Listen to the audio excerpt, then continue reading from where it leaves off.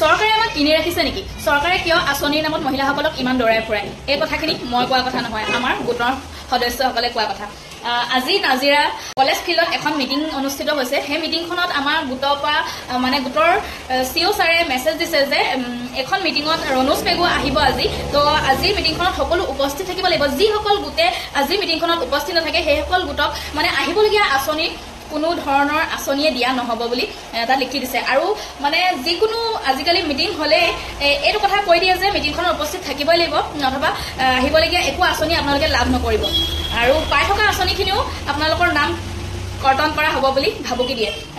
চৰকাৰে এটা আঁচনি দি গোটেই বছৰটো মহিলাসকলক দৌৰাই ফুৰাই নেকি? সেই কথাখিনি আজি আমাৰ গোটত ওলাইছে, আৰু কেইবাগৰাকী সদস্য আজি আমাৰ গোটৰ পৰা ওলাইও দিছে। কাৰণ সকলো মহিলা ঘৰৰ পৰা ওলাই আহিব পৰাটো সম্ভৱ নহয়, কাৰণ কেলে এগৰাকী মহিলাৰ ঘৰখনত বহুত বেছি কাম থাকে, আৰু প্লাছ কিছুমান মহিলা ঘৰৰ পৰা ওলাই আহিব নিদিয়ে, আৰু নিজৰ সন্তান থাকে, স্কুল পঠিয়াব থাকে, বহুত বেছি কাম থাকে। আৰু চৰকাৰে একদম বাধ্যতামূলক কৰি দিছে যে মিটিংবোৰ মাৰিবই লাগিব। মিটিং মৰাটো এটা মানুহৰ ব্যক্তিগত কথা।